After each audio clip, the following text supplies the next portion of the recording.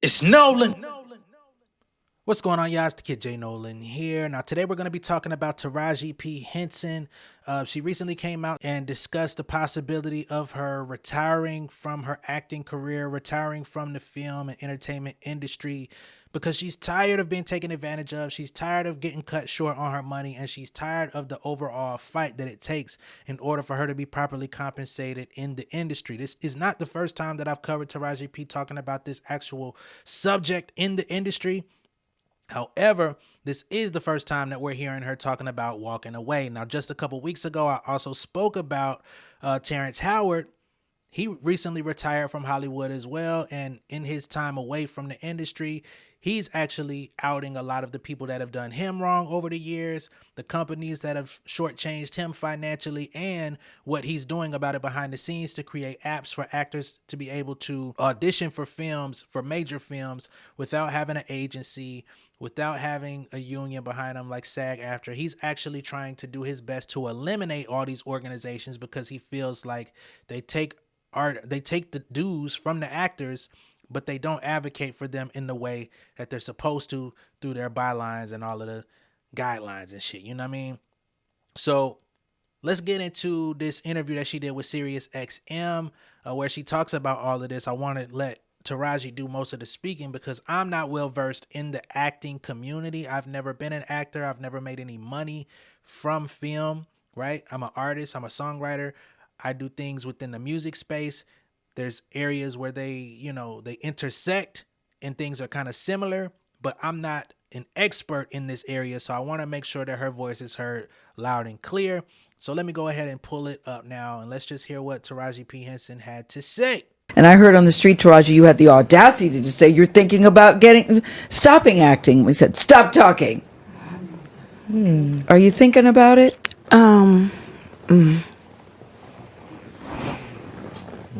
She's emotional. You can't see it on the screen, but she's actually tearing up, trying not to cry. I'm just tired of working so hard, being gracious at what I do, getting paid a fraction of the cost. I'm tired of hearing my sisters say the same thing over and over. You get tired. I hear people go, you work a lot. Yeah. Well, have to. The math ain't mathing. And when you start working a lot, you have a team. Big bills come with what we do. We don't do this alone. The fact that we're up, there's a whole entire team behind us. Yes. They have to get paid. So when you hear someone saying, oh, such and such made $10 million, no, that's not that didn't make it to their account. Know that off the top, Uncle Sam is getting 50%. That's right. Okay? So do the math. Now we have 5 million.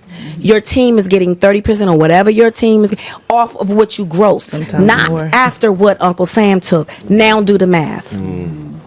So You're tired. I'm only human, and it seems every time I do something and I break another glass ceiling, when it's time to renegotiate, I'm at the bottom again, like I never did what I just did, and I'm just tired. I'm tired. I'm tired. I get that. It wears on you, Because what does that mean? What is that telling me? What is it telling me? Yeah. And what does it tell me? Yeah.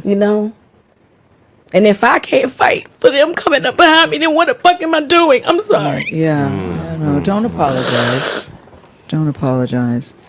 I think it's an important message for people to hear because we see the lights, camera, action. And then And they it's tell so me we glamorous, don't yes. translate overseas. Yeah.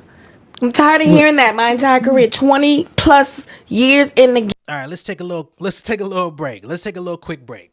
So she says when you hear these people got $10 million for their role, right? Because sometimes there is that chatter of the Will Smiths and the different people that get paid multi-millions per role. She says, don't think that that's what's going into their banking. I think most people that have any knowledge or understanding of how finances work, of course, we should know that off top. But a lot of times when we talk numbers in entertainment, we don't factor those things in because we see the numbers and we sensationalize them. But she goes ahead and lays it out. If this person gets $10 million for the role, for their accepting this thing in this film, take 50% off the rip for the tax bracket that you're going into as a top earner in the US, right? Now, some people may have different business entities structured for their acting career. I don't know how everybody has their stuff set up, so there may be other ways that you can, surpass some of that tax penalty or whatever. But nonetheless, she says cut it in half. So that's 50% of your earnings going away, period.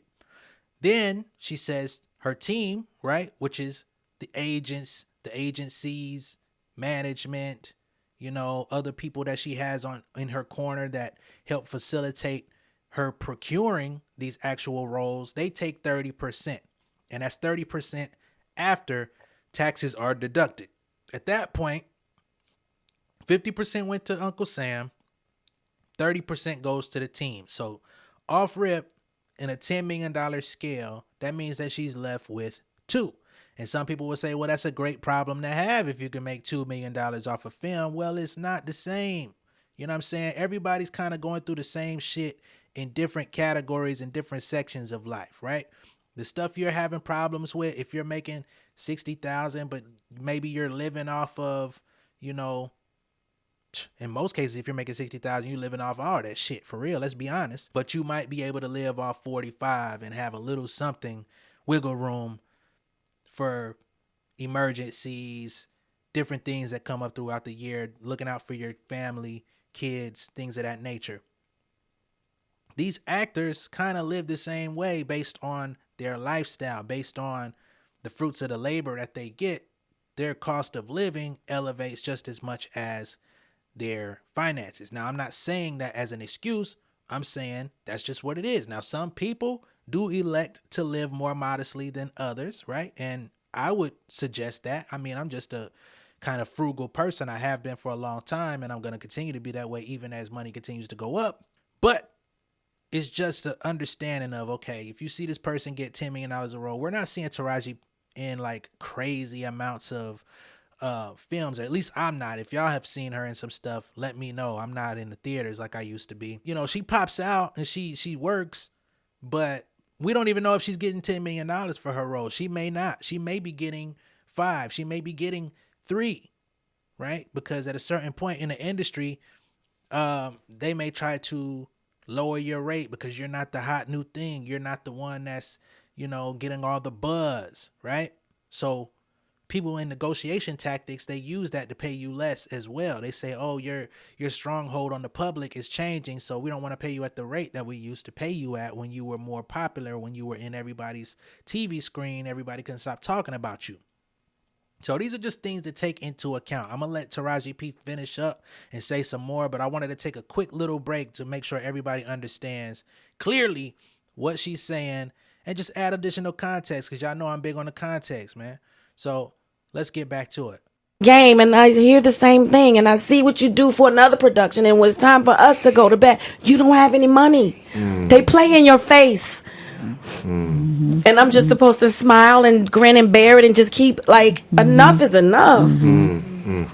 That's why I have other things. I have my TPH brand. I have my mental wellness. I have other things, because this industry, if you let it, it'll steal your soul. But I refuse to let that happen. And in that last piece, she talked about the whole overseas thing, right? And this is something that they try to say to black actors. They say that the black films and black cinema does not translate overseas, which is another negotiation tactic in which they try to withhold extra money from you, right? Because it's all bullshit.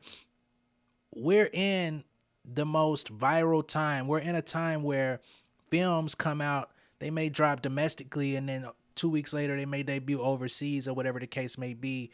But the African diaspora is very wide, very vast. A lot of our productions actually do well overseas. People see the numbers, but yet in Hollywood they try to act like it's not there, right? And then they compare it to, well, over here in the US y'all did 20 million in the box office, and then overseas you guys did 5.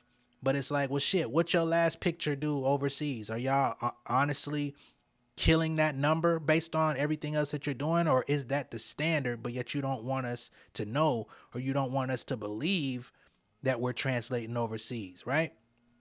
It's bullshit.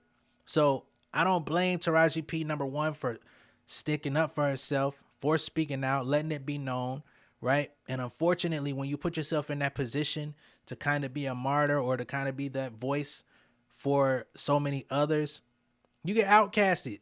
People that claim they love you, people that hug you when you go to these industry events, people that act like they're really concerned about your personal well-being, a lot of them will start to fall back. They may still continue to kiss you on your forehead and act like, you know what I mean? But they're not going to book you. They're like, oh, you coming out trying to fuck up the game. You trying to make this more expensive for us. Nah, you got to get up out of here. So now she's considering retiring, not because she loves the craft any less, not because she doesn't want to be on film, but because it's just not a sustainable business model, you know, without running into consistent and constant exhaustion. You know what I mean?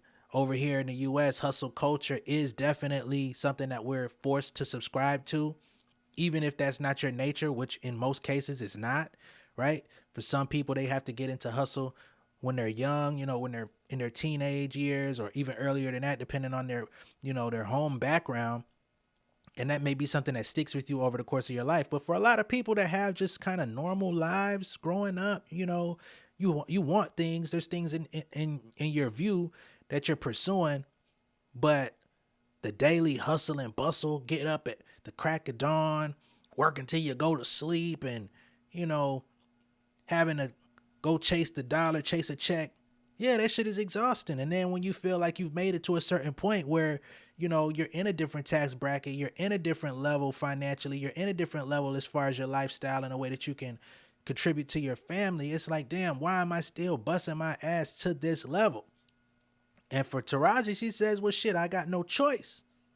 Like, y'all think I love to work, and I love my work, but it doesn't mean I love to work endlessly. These are just some things, man. I like to talk about this stuff just so people understand that the industry, whatever industry you're trying to go into, is not all glamours and glitz. It's not all the stars and lights. It's a lot of smoke screens, smoke and mirrors. And it's not to deter anybody. It's just to help inform you, help you be educated about your decision, because I think a lot of people go into these industries and into these fields without having the proper understanding of what comes with it. So again, I salute Miss Taraji P. Henson for speaking out, sharing her story and sharing her experience. Hopefully y'all are able to get something from it. If not, hey, it's on you, baby. All right? Let me know what y'all think down below in the comments. Be sure to like and share this video. If this is your first time seeing me on YouTube, go ahead and subscribe to the channel. Hit the post notification bell for all updates, and I will see y'all on the next one, all right? Much love and respect. Y'all stay safe out there. Peace. All right, y'all. So the moment we've all been waiting for, okay? Southside merch is available. This goes in tandem with the new album, Southside Nolan, which is out on Even. It's out on all streaming platforms, so you can either buy it directly from me or you can listen to it. Either way, it's cool. But now we have the Southside merch. As you can see, I'm rocking this hoodie. It's plush. It's comfy. You know what I'm saying? This is perfect for the wintertime as we going into January. It's only gonna get colder, baby. You know what I'm saying? Sometimes you ain't got nobody else to keep you warm at night. So this gonna be the perfect addition to your wardrobe, all right? We also got the t-shirts, okay? We got Southside t-shirts. And just so y'all know, we got these tan, these light colors, but we've also got a variety of colors as well. If you would like to get one of these from me, you got to hit me up. You got to hit me in the DMs, baby, okay? These are not in mass production. These is expensive to make. These ain't your middle of the mall run of the mill type stuff. If you from the south side of Atlanta, you need to be hitting me up to get one. If you from the south side of any part of your city, your town, your state, you need to be hitting me up. You know what I'm saying? You can snuggle up, you can read a book, you can watch your favorite TV show, you can watch something on Netflix, Tubi, whatever your flavor is, baby. We got it for you, and we gonna make it happen. All you got to do is hit me up in the DMs, and we gonna get you taken care of. Give me about 3 weeks, I promise you. All right? Much love and respect. I'll see y'all later. Peace. King of my city and cul-de-sac. Coming out swinging like soldier rag. Leading my people like quarterback. Boy, I study this shit, I'm an almanac. Had to get up and grind. Knowledge is booming, I'm here to apply. Came with the chip and the dip, it just single the mind. We finna do more than survive. I need my check. Spinning the block for the Gouda. We hitting the jeweler to flood out the net. We don't do beef on computers, I'm straight out the sewer. We come when you rest. Niggas be looking perplexed, so keeping my foot on their neck. No map, I trust my gut for the quest. But drama, I'm fully abreast. I was ready for years and they doubted me. All of a sudden they tell me they proud of me. I been dropping these haters like calories. Cross them out, I came back with some boundaries. Stand for my honor, but too raw, no corner. Packing the stick with a drummer. Wanna catch my bad, won't fumble. I done came too far to be humble.